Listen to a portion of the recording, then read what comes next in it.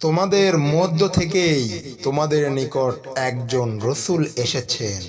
তোমাদেরকে যা কিছু কষ্ট দেয় তা তার নিকট খুবই কষ্টদায়ক। সে তোমাদের কল্যাণকামী, মুমিনদের প্রতি করুণাসিক্ত, বড়ই দয়ালু। এ সত্ত্বেও যদি তারা মুখ ফিরিয়ে থাকে, তবে বলে দাও, আল্লাহই আমার জন্য যথেষ্ট। তিনি ব্যতীত আর কারো বন্দেগী নেই। আমি তারই ভরসা করি এবং তিনি মহান আরশের অধিপতি। সূরা আত-তাওবাহ। বিতাড়িত মরদুদ, শয়তানের ওয়াসওয়াসা থেকে পানাহ চাচ্ছি। অনুবাদ: মুশরিকদের মধ্যেকার যাদের সঙ্গে তোমরা সন্ধি চুক্তি করেছিলে, তাদের সাথে আল্লাহ ও তার রাসূলের পক্ষ হতে সম্পর্কচ্ছেদের ঘোষণা দেয়া হলো। অতঃপর হে কাফিরগণ, 4 মাস তোমরা জমিনে ইচ্ছে মতো চলাফেরা করে নাও, আর জেনে রেখো যে তোমরা আল্লাহকে নত করতে পারবে না। আল্লাহই সত্য প্রত্যাখ্যানকারীদের লাঞ্ছিত করবেন।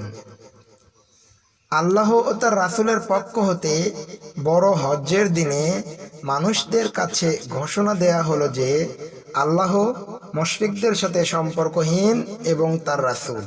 কাজেই এখন যদি তোমরা তওবা করো, তাতে তোমাদেরই ভালো হবে। আর যদি তোমরা মুখ ফিরিয়ে নাও, তাহলে জেনে রেখো যে তোমরা আল্লাহকে হীন দুর্বল করতে পারবে না। আর যারা কুফরি করে চলেছে, তাদেরকে ভয়াবহ শাস্তির সুসংবাদ শুনিয়ে দাও। কিন্তু মুশরিকদের মধ্যে যারা তোমাদের সঙ্গে চুক্তি রক্ষার ব্যাপারে বিন্দুমাত্র ত্রুটি করেনি আর তোমাদের বিরুদ্ধে কাউকে সাহায্যও করেনি, তাদের সাথে নির্দিষ্ট সময় পর্যন্ত চুক্তি পূর্ণ করো।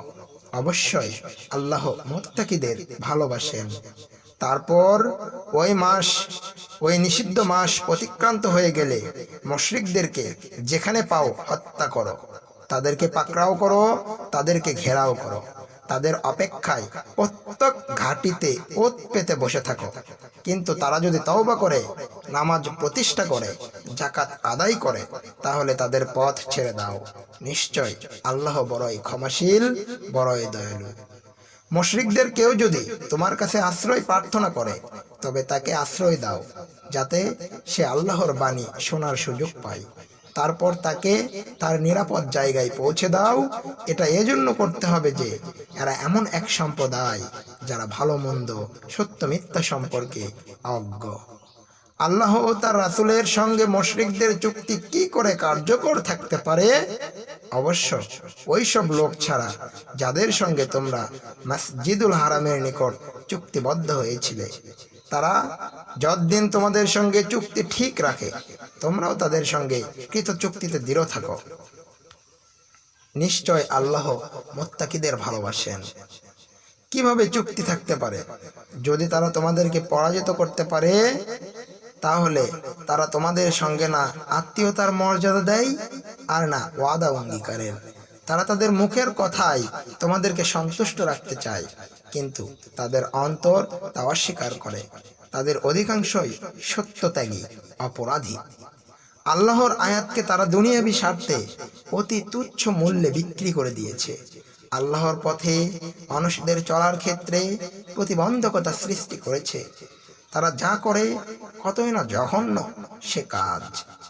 কোনো ইমানদার ব্যক্তির ব্যাপারে তারা না কোনো আত্মীয়তার মর্যাদা দেয় আর না কোনো ওয়াদা অঙ্গীকারের। এরা হলো সেই সব লোক যারা সীমা লঙ্ঘনকারী। এখন যদি তারা তওবা করে, নামাজ প্রতিষ্ঠা করে, যাকাত আদায় করে, তাহলে তারা তোমাদের দ্বীনী ভাই। জ্ঞান বুদ্ধি সম্পন্ন লোকদের জন্য আমি স্পষ্ট নিদর্শন বলে দিলাম। তারা যদি চুক্তি রক্ষার ব্যাপারে চুক্তি করার পর তাদের শপথ ভঙ্গ করে আর তোমাদের দ্বীনের বিরুদ্ধে কটূক্তি করে, তাহলে কাফিরদের নেতৃবৃন্দের বিরুদ্ধে লড়াই করো। শপথ বলে কোনো জিনিস তাদের কাছে নেই। কাজেই শক্তি প্রয়োগ করো, যাতে তারা শয়তানি কার্যকলাপ থেকে নিবৃত হয়। তোমরা সেই সম্প্রদায়ের বিরুদ্ধে লড়াই কেন করবে না যারা তাদের প্রতিশ্রুতি ভঙ্গ করেছে, যারা রাসূলকে দেশ থেকে বের করে দেওয়ার ষড়যন্ত্র করেছিল? প্রথমে তারাই তোমাদেরকে আক্রমণ করেছিল। তোমরা কি তাদেরকে ভয় করো? তোমরা যাকে ভয় করবে তার সব থেকে বেশি হকদার হলেন আল্লাহ, যদি তোমরা মুমিন হয়ে থাকো। তাদের বিরুদ্ধে লড়াই করো, তোমাদের হাত দিয়েই আল্লাহ তাদেরকে শাস্তি দিবেন। তাদেরকে অপমানিত করবেন, তাদের বিরুদ্ধে তোমাদেরকে সাহায্য করবেন, আর মুমিনদের প্রাণ ঠান্ডা করবেন। তিনি তাদের মনের জ্বালা নিভিয়ে দিবেন। আল্লাহ যাকে চাইবেন তওবা করার তৌফিক দিবেন, আর আল্লাহই হলেন সর্বজ্ঞ প্রজ্ঞাময়। তোমরা কি মনে করো যে তোমাদেরকে এমনিই ছেড়ে দেওয়া হবে? যে পর্যন্ত আল্লাহ জেনে না নেবেন তোমাদের মধ্যে কারা তার পথে জিহাদ করেছে, আর আল্লাহ তার রাসূল ও মুমিনদের ছাড়া অন্য কাউকে বন্ধু ও অভিভাবক হিসেবে গ্রহণ করেননি। তোমরা যা করো সে সম্পর্কে আল্লাহ বিশেষভাবে অবহিত। মুশরিকদের এটা কাজ নয় যে তারা আল্লাহর মসজিদের রক্ষণাবেক্ষণকারী সেবক হয়ে হবে। যখন তারা নিজেরাই নিজেদের কুফরের সাক্ষ্য দেয়, তাদের সমস্ত কাজ বরবাদ হয়ে গেছে। জাহান্নামই হবে তাদের চিরস্থায়ী। আল্লাহর মসজিদে আবাদ তো তারাই করবে যারা আল্লাহ ও শেষ দিবসের প্রতি ঈমান আনে, নামাজ প্রতিষ্ঠা করে, যাকাত আদায় করে। তারা আল্লাহ ছাড়া অন্য কাউকে ভয় করে না। আশা করা যায় তারাই হবে সঠিক পথপ্রাপ্তদের অন্তর্ভুক্ত। হাজিদেরকে পানি পান করানো আর মসজিদ হারামের আবাদ করাকে কি তোমরা তাদের কাজের সমান মনে করো? যারা আল্লাহ ও শেষ দিনে বিশ্বাস করে আর আল্লাহর পথে জিহাদ করে, আল্লাহর দৃষ্টিতে এরা সমান নয়। যারা ভ্রান্ত পথে আল্লাহর সন্তুষ্টি খোঁজে, এমন জালিম সম্প্রদায়কে আল্লাহ সৎ পথে পরিচালিত করেন না। যারা ঈমান আনে, হিজরত করে আর নিজেদের জানমাল দিয়ে আল্লাহর পথে জিহাদ করে, আল্লাহর নিকট তাদের বিরাট মর্যাদা রয়েছে। এরাই হলো সফল কাম।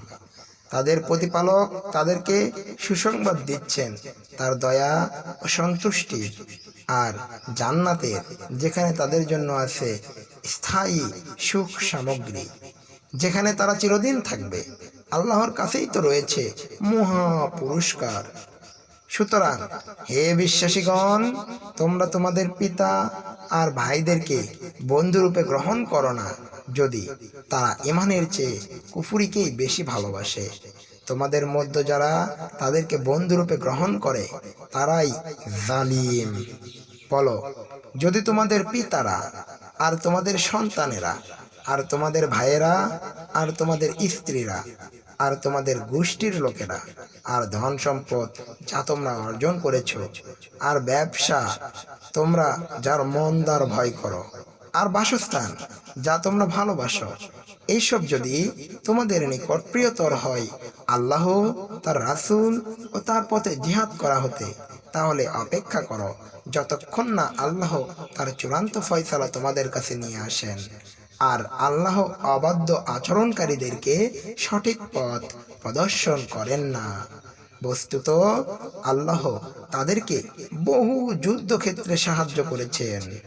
আর হুনায়নের যুদ্ধের দিন তোমাদের সংখ্যার আধিক্য তোমাদেরকে গর্বে মাতোয়ারা করে দিয়েছিল, কিন্তু তা তোমাদের কোনো কাজে আসেনি।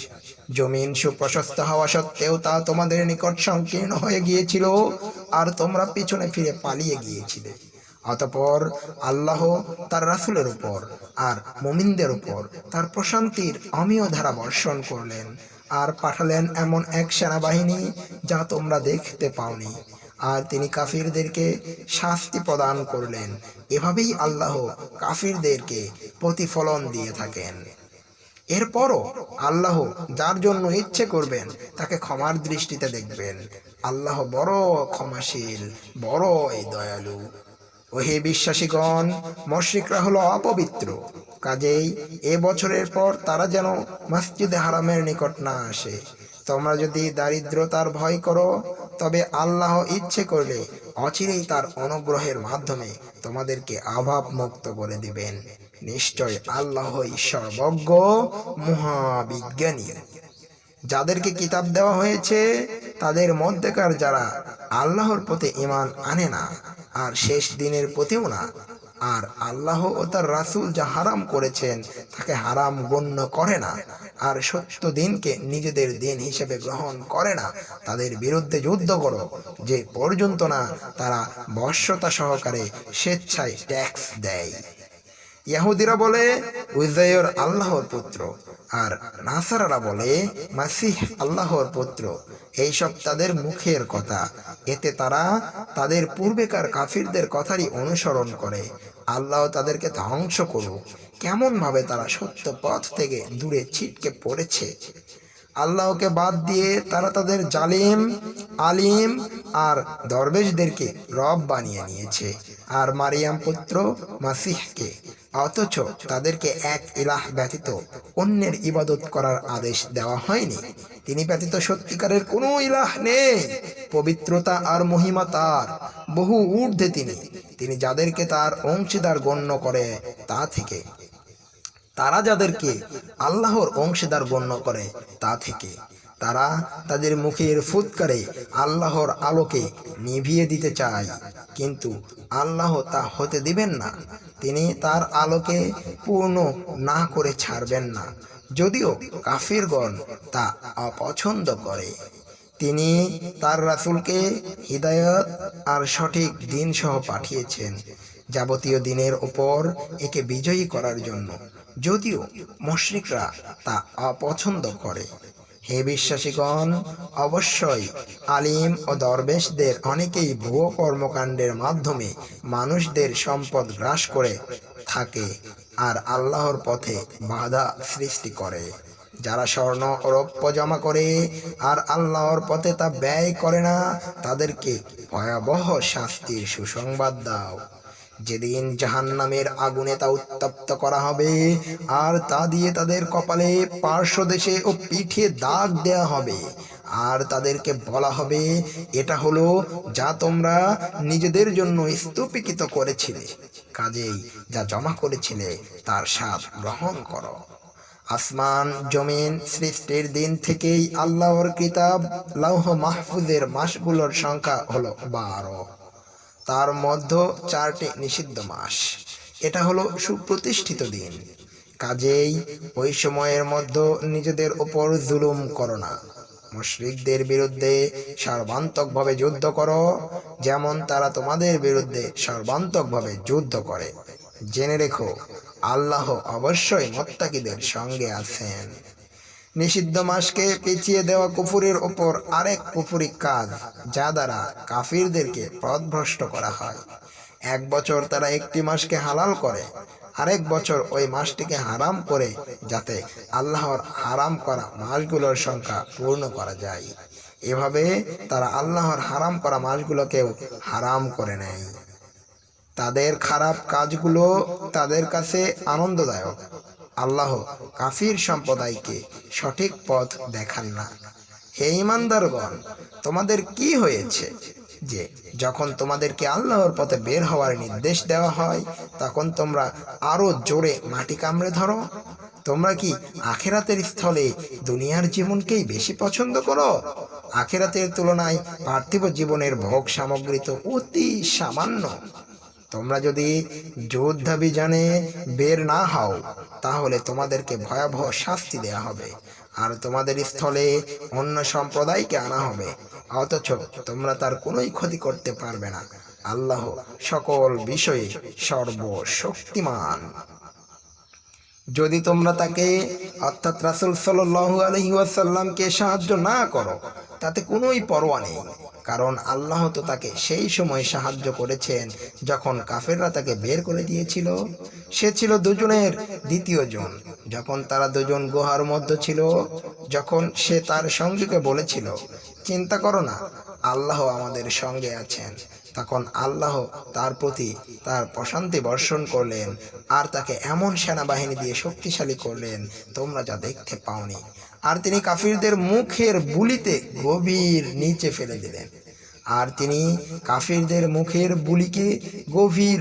ফেলে দিলেন। আর আল্লাহর বাণী রয়েছে সর্বোচ্চ। আল্লাহ হলেন প্রবল পরাক্রান্ত মহাবিজ্ঞানী। যুদ্ধ অভিযানে বেরিয়ে পড়ো, অবস্থা হালকাই হোক আর ভারী হোক, অস্ত্র কম থাকুক আর বেশি থাকুক, আর আল্লাহর রাস্তায় তোমাদের মাল দিয়ে আর তোমাদের জান দিয়ে জিহাদ করো। এটাই তোমাদের জন্য সর্বোত্তম, যদি তোমরা জানতে। দুনিয়াবি কোনো স্বার্থ থাকলে আর যাত্রা সহজ হলে তারা অবশ্যই তোমার সাথে যেত, কিন্তু পথ তাদের কাছে দীর্ঘ ও ভারী মনে হয়েছে। অচিরেই তারা আল্লাহর নামে হলফ করে বলবে, আমরা যদি পারতাম তাহলে অবশ্যই তোমাদের সঙ্গে বের হতাম।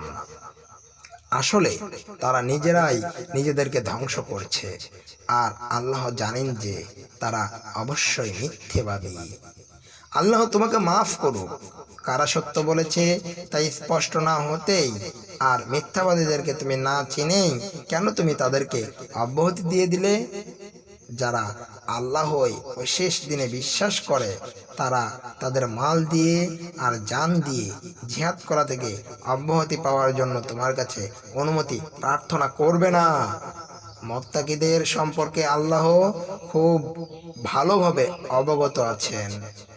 তোমার কাছে অব্যাহতি প্রার্থনা তারাই করে যারা আল্লাহ ও শেষ দিবসে বিশ্বাস করে না, যাদের অন্তর সন্দেহপূর্ণ, কাজেই তারা তাদের সন্দেহের মধ্যে ঘুরপাক খাচ্ছে।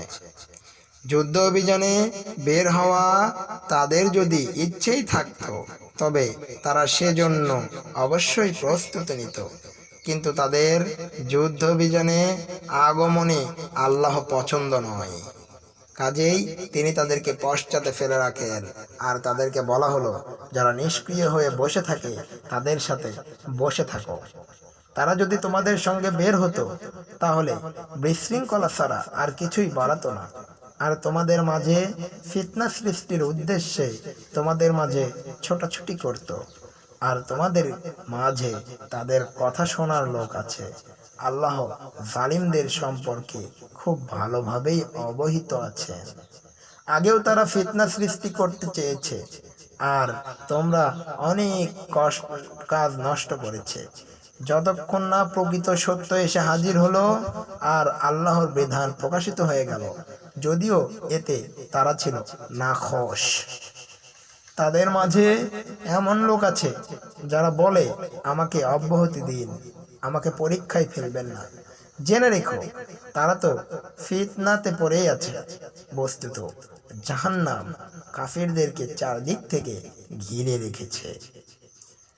তোমার মঙ্গল হলে তা তাদেরকে মনোকষ্ট দেয়, আর তোমার উপর বিপদ আসলে তারা খুশির সঙ্গে এ কথা বলতে বলতে সরে পড়ে যে আমরা আগেই সাবধানতা অবলম্বন করেছিলাম। বলে দাও, আল্লাহ আমাদের জন্য যা নির্দিষ্ট করে দিয়েছেন তাছাড়া অন্য কিছুই আমাদের ঘটবে না। তিনি আমাদের রক্ষক, আর আল্লাহর ওপরই মুমিনদের ভরসা করা দরকার। বলো, তোমরা আমাদের জন্য যে জিনিসের অপেক্ষা করছো তা দুটো ভালোর একটি ছাড়া আর কিছুই না, শাহাদাত কিংবা বিজয়। আর আমরা অপেক্ষা করছি এই জন্য যে আল্লাহ নিজেই তোমাদেরকে শাস্তি দেন অথবা আমাদের হাত দিয়েই দেন। কাজেই অপেক্ষায় থাকো, আমরা তোমাদের সাথে অপেক্ষায় থাকলাম।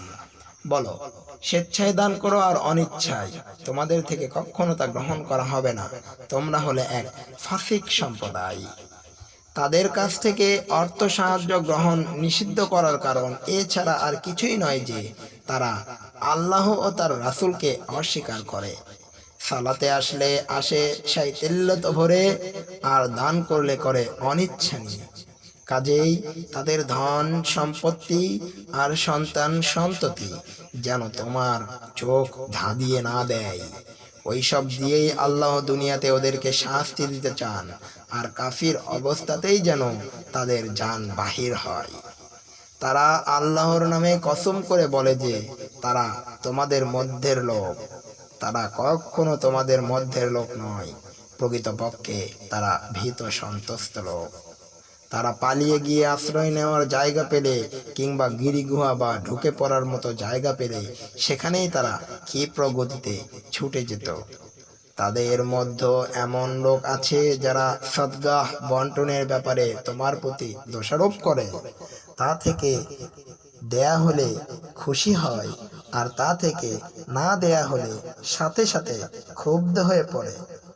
আল্লাহ ও তার রাসূল তাদেরকে যা দিয়েছেন তারা যদি তাতে সন্তুষ্ট থাকতো আর বলতো আমাদের জন্য আল্লাহই যথেষ্ট, অচিরেই আল্লাহ অনুগ্রহ করে আমাদেরকে দিবেন, আর তার রাসূলও, আমরা আশা ভরসা নিয়ে আল্লাহর দিকেই চেয়ে থাকি।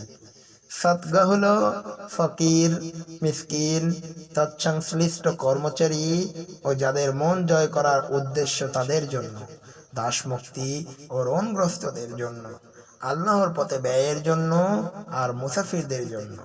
এটা আল্লাহ কর্তৃক নির্ধারিত ফরজ, আর আল্লাহ হলেন সর্বজ্ঞ মহাবিজ্ঞানী। তাদের মাঝে এমন লোক আছে যারা নবীকে কষ্ট দেয় আর বলে তিনি কান কথা শোনেন। বলো, তোমাদের যাতে ভালো আছে সে তাই শোনে আর আল্লাহই বিশ্বাস রাখে আর মুমিনদেরকেও বিশ্বাস করে, আর তোমাদের মধ্যে যারা ঈমান এনেছে তাদের জন্য রহমত। অপরপক্ষে আল্লাহর রাসূলকে যারা কষ্ট দেয় তাদের জন্য রয়েছে ভয়াবহ আযাব। তোমাদেরকে খুশি করার জন্য তারা তোমাদের সামনে আল্লাহর নামে কসম করে। তারা যদি মুমিন হয়ে থাকে তবে কাউকে খুশি করতে চাইলে আল্লাহ ও তার রাসূলই এর সবচেয়ে বেশি হকদার। তারা কি জানে না যে যে ব্যক্তি আল্লাহ ও তার রাসূলের বিরোধিতা করে তার জন্য আছে জাহান্নামের আগুন, যেখানে সে হবে চিরস্থায়ী, আর এটা খুব লাঞ্ছনার ব্যাপার। মুনাফিকরা ভয় পায় তাদের মনের কথা প্রকাশ করে তাদের ব্যাপারে কোনো সূরা নাযিল হয়ে যায় নাকি। বলো, ঠাট্টা করতে থাকো। তোমরা যে ব্যাপারে ভয় পাও আল্লাহ তা প্রকাশ করে দিবেন। তাদেরকে জিজ্ঞেস করলে তারা জোর দিয়েই বলবে আমরা হাস্যরস আর খেল তামাশা করছিলাম। বলো, আল্লাহ তার আয়াত ও তার রাসূলকে নিয়ে তোমরা বিদ্রূপ করছিলে? ওজোর পেশের চেষ্টা করো না। ঈমান আনার পর তোমরা কুফরি করেছো। তোমাদের মধ্যেকার কোনো দলকে ক্ষমা করলেও অন্যদেরকে শাস্তি দেব, কারণ তারা অপরাধী। মুনাফিক পুরুষ আর মুনাফিক নারী সব একরকম। তারা অন্যায় কাজের নির্দেশ দেয় আর সৎ কাজ করতে নিষেধ করে। আল্লাহর পথে ব্যয় করার ব্যাপারে হাত গুটিয়ে রাখে। তারা আল্লাহকে ভুলে গেছে, তাই তিনিও তাদেরকে ভুলে গেছেন। মুনাফিকরাই তো ফাসিক। আল্লাহ মুনাফিক পুরুষ, মুনাফিক নারী ও কাফিরদের জন্য জাহান্নামের আগুনের ওয়াদা দিয়েছেন। তাতে তারা চিরদিন থাকবে, তাই তাদের জন্য যথেষ্ট। তাদের ওপর আছে আল্লাহর অভিশাপ আর আছে তাদের জন্য স্থায়ী আযাব। তোমাদের কাজ কারবার তোমাদের আগের লোকদের মতোই, যারা ছিল তোমাদের চেয়ে অধিক শক্তির অধিকারী, আর ধন মাল আর সন্তান সন্ততিতেও তোমাদের চেয়ে অধিক সমৃদ্ধশালী। তাদের প্রাপ্য অংশ তারা ভোগ করে গেছে, এখন তোমরাও তোমাদের প্রাপ্য অংশ ভোগ করো, যেমন তোমাদের আগের লোকেরা তাদের প্রাপ্য অংশ ভোগ করেছে। আর তোমরা অনর্থক কথাবার্তায় লিপ্ত আছো, যেমন তারা অনর্থক কথাবার্তায় লিপ্ত ছিল। এরাই হলো তারা দুনিয়া ও আখিরাতে যাদের কাজকর্ম নিষ্ফল হয়ে গেছে, আর তারাই ক্ষতিগ্রস্ত। কাজেই তাদের কাছে কি তাদের আগের লোকদের সংবাদ আসেনি? নূহের জাতি, আদ, সামুদ, ইব্রাহিমের সম্প্রদায় এবং মাদিয়ানের অধিবাসী বিন্দু আর উল্টে দেওয়া নগর সমূহের, তাদের কাছে তাদের রাসূলগণ স্পষ্ট নিদর্শন নিয়ে এসেছিল। আল্লাহ তাদের ওপর জুলুম করেননি। আসলে তারাই তাদের অন্যায় কার্যকলাপের মাধ্যমে নিজেদের আত্মার ওপর জুলুম করেছিল। মুমিন পুরুষ আর মুমিন নারী পরস্পর পরস্পরের বন্ধু। তারা সৎ কাজের নির্দেশ দেয়, অন্যায় কাজ থেকে নিষেধ করে, নামাজ কায়েম করে, যাকাত দেয়, আল্লাহ ও তার রাসূলের আনুগত্য করে। তাদের প্রতি আল্লাহ করুণা প্রদর্শন করবেন। আল্লাহ তো প্রবল পরাক্রান্ত মহাবিজ্ঞানী। মুমিন পুরুষ আর মুমিন নারীর জন্য আল্লাহ অঙ্গীকার করেছেন জান্নাতের, যার নিম্ন দেশে ঝর্ণাধারা প্রবাহিত, তাতে তারা চিরকাল থাকবে। আর জান্নাতে চিরস্থায়ী উত্তম আবাসগৃহ।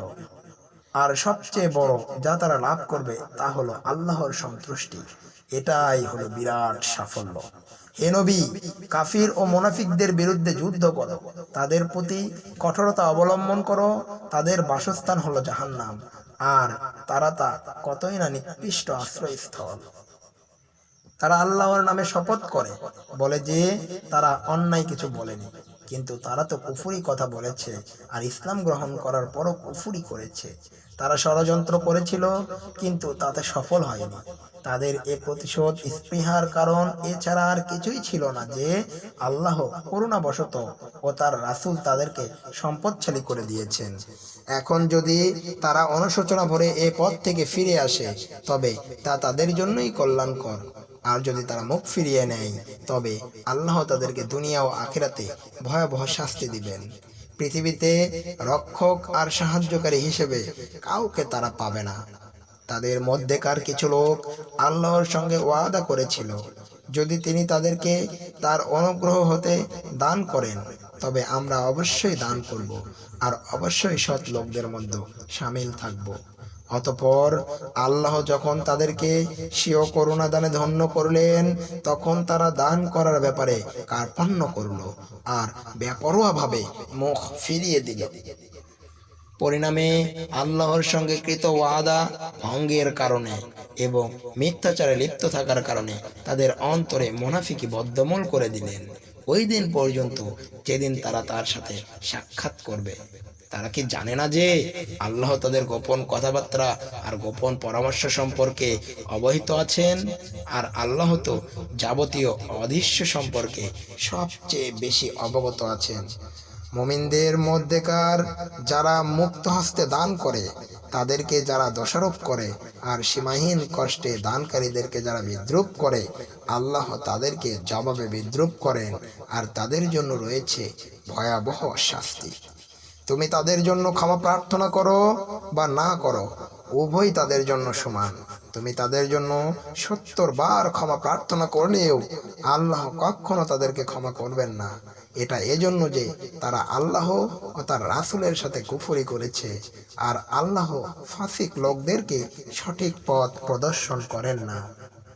তাবুক অভিযানে যারা পেছনে থেকে গিয়েছিল, তারা রাসূলের বিরোধিতায় বসে থাকাতেই আনন্দ প্রকাশ করেছিল, আর তাদের ধন সম্পদ ও জান দিয়ে আল্লাহর পথে জিহাদ করতে তারা অপছন্দ করেছিল। তারা বলেছিল, গরমের মধ্যে অভিযানে বেরিও না, বলো জাহান্নামের আগুনে তাপে প্রচণ্ডতম। তারা যদি বুঝতো। তারা যেন কম হাসে এবং বেশি কাঁদে, তারা যে পাপ কামাই করেছে তার ফলস্বরূপ। আল্লাহ যদি তোমাকে তাদের কোনো দলের কাছে ফিরিয়ে নিয়ে আসে, আর যদি তারা তোমার সঙ্গে অভিযানে বের হবার জন্য অনুমতি প্রার্থনা করে, তখন বলবে, আমার সাথে কখনো বের হতে পারবে না, আর কখনো আমার সঙ্গে গিয়ে শত্রুর বিরুদ্ধে লড়াই করতে পারবে না। তোমরা প্রথমবারেই নিষ্ক্রিয় হয়ে বসে থাকাতেই বেশি পছন্দ করে নিয়েছো, কাজেই এখন পিছ পড়াদের সাথেই বসে থাকো। তাদের কেউ মারা গেলে তুমি কখনো তাদের জন্য জানাজার নামাজ পড়বে না, আর তাদের কবরের পাশে দণ্ডায়মান হবে না। তারা আল্লাহ ও তার রাসূলের সঙ্গে কুফরি করেছে, আর বিদ্রোহী পাপাচারী অবস্থাতেই তাদের মৃত্যু হয়েছে। তাদের ধনমাল আর সন্তান সন্ততি তোমার যেন চোখ ধাঁধিয়ে না দেয়। দুনিয়াতে আল্লাহ যে সব দিয়ে তাদেরকে শাস্তি দেওয়ার ইচ্ছে করেন, আর কাফির অবস্থায় যেন তাদের প্রাণবায়ু নির্গত হয়। যখন কোনো সূরা অবতীর্ণ করা হয় যে আল্লাহর প্রতি বিশ্বাস স্থাপন করো আর তার রাসূলের সঙ্গ থেকে জিহাদ করো, তখন শক্তি সামর্থ্য সম্পূর্ণ লোকেরা তোমার নিকট অব্যাহতি প্রার্থনা করে বলে, আমাদেরকে রেহাই দিন। যারা ঘরে বসে থাকে, আমরা তাদের সঙ্গেই থাকবো। তারা পেছনে ঘরে বসে থাকা স্ত্রী লোকদের সাথে থাকাকেই পছন্দ করে। তাদের হৃদয়কে সিল করে দেয়া হয়েছে, কাজেই তারা কিছুই বুঝতে পারে না। কিন্তু রাসূল ও তার সাথে যারা ঈমান এনেছে, তারা তাদের মাল দিয়ে এবং জান দিয়ে জিহাদ করে। যাবতীয় কল্যাণ তো তাদেরই জন্য, সফল কাম তো তারাই। আল্লাহ তাদের জন্য জান্নাত প্রস্তুত করে রেখেছেন, যার নিম্ন দেশে ঝর্ণাধারা প্রবাহিত, যাতে তারা চিরকাল থাকবে। এটাই হলো বিরাট সফলতা। বেদুইনদের মধ্যেও ওজোর আপত্তি পেশকারীরা এসে অব্যাহতির আবেদন জানালো, যারা নিজেদের ঈমান থাকার ব্যাপারে আল্লাহ ও তার রাসূলের নিকট মিথ্যা বলেছিল, তারাও পেছনে রয়ে গেল। তাদের অর্থাৎ বেদুইনদের মধ্যে যারা কুফরি করেছে, শীঘ্রই এক ভয়ঙ্কর আযাব তাদেরকে পাকড়াও করবে। দুর্বলের ওপর, পীড়িতের ওপর আর ব্যয় করার মতো কোনো সম্বল যাদের নেই, তাদের ওপর কোনো অভিযোগ নেই। যদি তারা আল্লাহ ও তার রাসূলের প্রতি বিশ্বস্ত হয়ে থাকে, সৎ কর্মপরায়ণদের বিরুদ্ধে অভিযোগ উত্থাপন করার কোনো সুযোগ নেই। আর আল্লাহ বড়ই ক্ষমাশীল, পরম দয়ালু। তাদের বিরুদ্ধেও কোনো অভিযোগ নেই। যারা তোমার কাছে যখন বাহন চাওয়ার জন্য এসেছিল, তখন তুমি বলেছিলে, আমি তো তোমাদের জন্য কোনো বাহন পাচ্ছি না। তখন তারা ফিরে গেল, আর সে সময় তাদের চোখ থেকে অশ্রু ঝরে পড়ছিল, এ দুঃখে যে ব্যয় বহন করার মতো কোনো কিছু তাদের ছিল না। অভিযুক্ত তাদের বিরুদ্ধে যারা সম্পদশালী হওয়া সত্ত্বেও যুদ্ধে যাওয়া হতে তোমার কাছে অব্যাহতি প্রার্থনা করেছিল, যারা ঘরে বসে থাকা স্ত্রী লোকদের সঙ্গে থাকাকেই পছন্দ করেছিল, আল্লাহ তাদের হৃদয়কে ছিল করে দিয়েছেন। আর এজন্য কিসে নিজেদের কল্যাণ আছে আর কিসে অকল্যাণ, তা তারা জানে না। তোমরা তাদের কাছে যুদ্ধ শেষে ফিরে আসলে তারা তোমাদের কাছে ওজর পেশ করবে। বলো, ওজর পেশ করো না, তোমাদেরকে আমরা কখনো বিশ্বাস করব না। আল্লাহ তোমাদের খবর আমাদের কাছে জানিয়ে দিয়েছেন। আল্লাহ ও তার রাসূল অবশ্যই তোমাদের কাজকর্মের প্রতি দৃষ্টি রাখবেন। অতঃপর দৃশ্য ও অদৃশ্য সম্পর্কে যিনি জ্ঞাত, তার কাছে তোমাদেরকে ফিরিয়ে নেওয়া হবে। অতঃপর তোমরা যা করতে সে সম্পর্কে তিনি তোমাদেরকে জানিয়ে দিবেন। তোমরা তাদের কাছে ফিরে আসলে তারা তোমাদের নিকট আল্লাহর নামে শপথ করবে, যাতে তোমরা তাদেরকে অপেক্ষা করো। কাজেই তোমরা তাদেরকে উপেক্ষা করো, তারা অপবিত্র, তাদের বাসস্থান জাহান্নাম। তারা যা করেছে এটাই তার ন্যায্য প্রাপ্য। তারা তোমাদের কাছে শপথ করবে যাতে তোমরা তাদের উপর খুশি হয়ে যাও, কিন্তু তোমরা তাদের উপর খুশি হলেও আল্লাহ অবাধ্য সম্প্রদায়ের প্রতি সন্তুষ্ট হবেন না। বেদুইন আরবরা কুফরি আর মুনাফিকিতে সবচেয়ে কঠোর, আর আল্লাহ ও তার রাসূলের প্রতি যা অবতীর্ণ করেছেন তার সীমারেখার ব্যাপারে অজ্ঞ থাকায় তারা অধিক উপযুক্ত। আর আল্লাহ সর্বজ্ঞ, মহাপ্রজ্ঞাবান। কতক বেদুইন যা তারা আল্লাহর পথে ব্যয় করে তাকে জরিমানা বলে গণ্য করে, আর তোমাদের দুঃখ মুসিবতের জন্য অপেক্ষা করতে থাকে। মন্দের চক্র তাদেরকেই ঘিরে ধরুক, আর আল্লাহ তো সবকিছুই শোনেন, সবকিছুই জানেন। কতক বেদুইন আল্লাহতে ও শেষ দিবসে বিশ্বাস করে, আর তারা যা আল্লাহর পথে ব্যয় করে তাকে তারা আল্লাহর নৈকট্য ও রাসূলের দোয়া লাভের মাধ্যম মনে করে। সত্যি তা তাদের আল্লাহর নৈকট্য লাভের মাধ্যম। অচিরেই আল্লাহ তাদেরকে তার রহমতের মধ্যে প্রবিষ্ট করাবেন। অবশ্যই আল্লাহ অতি ক্ষমাশীল, অতি দয়ালু। মুহাজির ও আনসারদের মধ্যে যারা প্রথম সারির অগ্রণী আর যারা তাদেরকে যাবতীয় সৎকর্মে অনুসরণ করেছে, আল্লাহ তাদের প্রতি সন্তুষ্ট, আর তারাও তার প্রতি সন্তুষ্ট। তাদের জন্য তিনি প্রস্তুত করে রেখেছেন জান্নাত, যার তলদেশে ঝর্ণাধারা প্রবাহিত, সেখানে তারা থাকবে চিরকাল। এটাই হলো মহান সফলতা। তোমাদের চতুষ্পার্শ্বে কতক বেদুইন হলো মুনাফিক, আর মদিনাবাসীদের কেউ কেউ মুনাফিকিতে অনড়। তুমি তাদেরকে চেনো না, আমি তাদেরকে চিনি। আমি তাদেরকে দ্বিগুণ শাস্তি দেব, ক্ষুধা বা নিহত হওয়া এবং কবরের শাস্তি। অতঃপর তাদেরকে মহা শাস্তির পানে ফিরিয়ে আনা হবে। আর অন্য কতক লোক তাদের অপরাধ স্বীকার করেছে, তারা একটি সৎ কাজের সাথে আরেকটি মন্দ কাজকে মিশ্রিত করেছে। আশা করা যায় আল্লাহ তাদের তওবা কবুল করবেন। অবশ্যই আল্লাহ অতি ক্ষমাশীল, অতীব দয়ালু।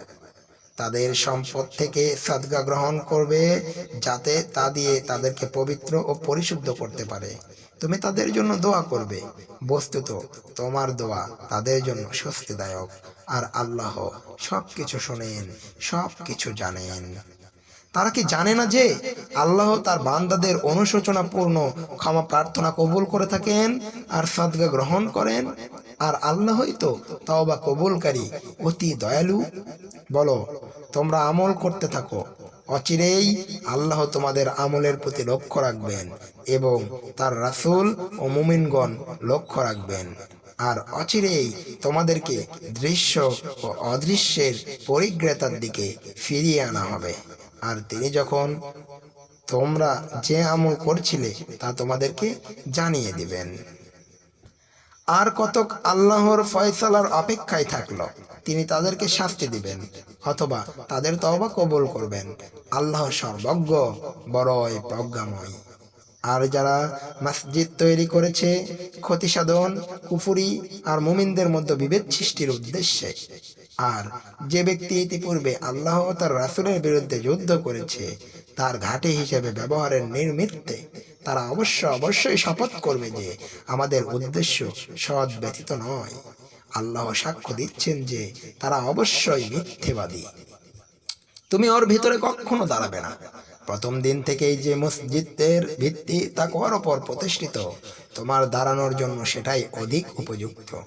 সেখানে এমন সব লোক আছে যারা পবিত্রতা লাভ করতে ভালোবাসে, আর আল্লাহ পবিত্রতা লাভকারীদের ভালোবাসেন। কে উত্তম, যে তার ভিত্তি আল্লাহ ভীরুতা ও আল্লাহর সন্তুষ্টির উপর স্থাপন করে, সে না ওই ব্যক্তি যে তার ভিত্তি স্থাপন করে পতনোন্মুখ একটি ধসের কিনারায়, যা তাকে নিয়ে জাহান্নামের আগুনে ধসে পড়বে। আল্লাহ জালিমদের সঠিক পথে পরিচালিত করেন না। তাদের তৈরি ঘরটি তাদের অন্তরে সদা সর্বদা সন্দেহের উদ্রেক করে যাবে, যে পর্যন্ত না তাদের হৃদয়গুলো ছিন্ন ভিন্ন হয়ে যায়। আল্লাহ সর্বজ্ঞ, মহাপ্রজ্ঞাময়। নিশ্চয় আল্লাহ মুমিনদের কাছ থেকে তাদের জান আর মাল কিনে নিয়েছেন, কারণ তাদের জন্য বিনিময়ে আছে জান্নাত। তারা আল্লাহর পথে যুদ্ধ করে, অতঃপর দুশমনদের হত্যা করে এবং নিজেরা নিহত হয়। এ ওয়াদা তার ওপর অবশ্যই পালনীয়, যা আছে তাওরাত, ইনজিল ও কোরআনে। আল্লাহর চেয়ে আর কে বেশি নিজ ওয়াদা পালনকারী? কাজেই তোমরা যে ক্রয় বিক্রয় সম্পন্ন করেছ তার জন্য আনন্দিত হও, আর এটাই হলো মহান সফলতা। তারা অনুশোচনা ভরে আল্লাহর দিকে প্রত্যাবর্তনকারী, ইবাদতকারী, আল্লাহর প্রশংসাকারী, রোজা পালনকারী, রুকুকারী, সেজদাকারী, সৎ কাজের আদেশ দানকারী, অন্যায় কাজ হতে নিষেধকারী, আল্লাহর নির্ধারিত সীমা সংরক্ষণকারী। কাজেই এই সব মুমিনদেরকে তুমি সুসংবাদ দাও। নবী ও মুমিনদের জন্য শোভনীয় নয় মুশরিকদের জন্য ক্ষমা প্রার্থনা করা। তারা আত্মীয় স্বজন হলে যখন এটা তাদের কাছে সুস্পষ্ট যে তারা জাহান্নামের অধিবাসী। ইব্রাহিমের পিতার জন্য ক্ষমা প্রার্থনার ব্যাপারটি কেবলমাত্র তার প্রতিশ্রুতির অক্ষার্থে, যা সে তার পিতাকে দিয়েছিল। কিন্তু যখন এটা তার কাছে স্পষ্ট হয়ে গেল যে সে আল্লাহর শত্রু, তখন সে তার থেকে সম্পর্ক ছিন্ন করল। ইব্রাহিম ছিল অতি কোমল হৃদয়, সহিষ্ণু। আল্লাহ কোন সম্প্রদায়কে হিদায়ত দানের পর তাদেরকে গোমরাহ করেন না, যে পর্যন্ত না তিনি তাদের কাছে স্পষ্ট করে দেন কোনো বিষয় তাদেরকে তাকওয়া অবলম্বন করতে হবে। আল্লাহ হলেন সর্ববিষয়ে সর্বাধিক অবহিত। আকাশমণ্ডলী ও পৃথিবীর রাজত্ব আল্লাহর। তিনি জীবন দান করেন আর তিনি মৃত্যু ঘটান। আল্লাহ ছাড়া তোমাদের নেই কোনো অভিভাবক, নেই কোনো সাহায্যকারী। আল্লাহর অনুগ্রহ করেছেন নবীর প্রতি এবং মুহাজির ও আনসারদের প্রতি, যারা সংকটকালে তাকে অনুসরণ করেছিল। এমনকি তাদের মধ্যে কিছু লোকের অন্তর বেঁকে যাওয়ার উপক্রম হওয়া পরেও আল্লাহ তাদেরকে ক্ষমা করে দিয়েছিলেন। তিনি তাদের প্রতি বড়ই স্নেহশীল, বড়ই দয়ালু। আর তিনি অনুগ্রহ করলেন ওই তিনজনের প্রতিও যারা তাবুকের যুদ্ধে অংশগ্রহণ থেকে পিছনে থেকে গিয়েছিল। কাব ইবনে মালিক, মুরারা ইবনে রাবিয়া ও হিলাল ইবনে উমাইয়া রাদিয়াল্লাহু তাআলা আনহু। তারা অনুশোচনা ভরে আগুনে এমনই দগ্ধীভূত হয়েছিল যে শেষ পর্যন্ত পৃথিবী ও তার পূর্ণ বিস্তৃতি নিয়েও তাদের প্রতি সংকুচিত হয়ে গিয়েছিল, আর তাদের জীবন দুর্বিষহ হয়ে উঠল। আর তারা বুঝতে পারলো যে আল্লাহ ছাড়া তাদের কোনো আশ্রয়স্থল নেই তার পথে ফিরে যাওয়া ব্যতীত। অতঃপর তিনি তাদের প্রতি অনুগ্রহ করলেন যাতে তারা অনুশোচনা ভরে তার দিকে ফিরে আসে। আল্লাহ অতিশয় তওবা কবুলকারী, বড়ই দয়ালু। হে বিশ্বাসীগণ, তোমরা আল্লাহকে ভয় করো এবং সত্যপন্থীদের অন্তর্ভুক্ত হও। মদিনাবাসী ও তার চতুষ্পার্শ্বস্থ বেদুইনদের জন্য উচিত নয় আল্লাহর রাসূলের সঙ্গ বাদ দিয়ে পেছনে থেকে যাওয়া আর নিজেদের জীবনকে তার জীবনের চেয়ে প্রিয় জ্ঞান করা। কেননা এমন কখনো হবে না যে তারা আল্লাহর পথে তৃষ্ণা, দৈহিক ক্লেশ ও ক্ষুধা ভোগ করবে, আর কাফিরদের ক্রোধ উদ্রেককারী কোনো পদক্ষেপ গ্রহণ করবে, আর শত্রুদের নিকট থেকে কিছু লাভ করবে, আর তার বিনিময়ে তাদের জন্য কোনো নেক আমল লেখা হবে না। অবশ্যই লেখা হবে, নিশ্চয় আল্লাহ সৎকর্মশীলদের প্রতিফলন বিনষ্ট করেন না। আর এটাও হবে না যে তারা কম বা বেশি মাল আল্লাহর পথে খরচ করবে, আর জিহাদে তারা কোনো উপত্যকা অতিক্রম করবে, অথচ তা তাদের নামে লেখা হবে না। অবশ্যই লেখা হবে যাতে আল্লাহ তাদেরকে তাদের কাজের উৎকৃষ্ট প্রতিদান দিতে পারেন। মুমিনদের সকলের একসঙ্গে অভিযানে বের হওয়া ঠিক নয়। তাদের প্রত্যেক দল থেকে একটি অংশ কেন বের হয় না, যাতে তারা দিন সম্পর্কে জ্ঞানের অনুশীলন করতে পারে এবং ফিরে আসার পর তাদের সম্প্রদায়কে সতর্ক করতে পারে, যাতে তারা অসদাচরণ থেকে বিরত হয়। হে মুমিনগণ, যেসব কাফির তোমাদের নিকটবর্তী তাদের বিরুদ্ধে যুদ্ধ করো, যাতে তারা তোমাদের মধ্যে দৃঢ়তা দেখতে পায়। আর জেনে রেখো, আল্লাহ মুত্তাকিদের সঙ্গে আছেন। যখনই কোনো সূরা নাযিল হয় তখন তাদের কতক লোক বিদ্রুপ করে, বলে, এতে তোমাদের কার ঈমান বৃদ্ধি হলো? মুনাফিকরা জেনে রাখুক, যারাই ঈমান এনেছে তাদেরই ঈমান বৃদ্ধি হয়, আর তারা এতে আনন্দিত হয়। আর যাদের অন্তরে ব্যাধি আছে তাদের নাপাকির উপর আরো নাপাকি বাড়িয়ে দেয় প্রতিটি নতুন সূরা, আর তাদের মৃত্যু হয় কাফির অবস্থায়। তারা কি দেখে না যে প্রতি বছর তাদেরকে একবার দুবার পরীক্ষায় ফেলা হয়, তারপরেও তারা তওবা করে না আর শিক্ষাও গ্রহণ করে না? যখনই কোনো সূরা নাজিল হয় তখনই তারা পরস্পর চোখ চাওয়াচাওয়ি করে আর ইশারা ইঙ্গিতে জিজ্ঞেস করে, তোমাদেরকে কেউ দেখছে না তো?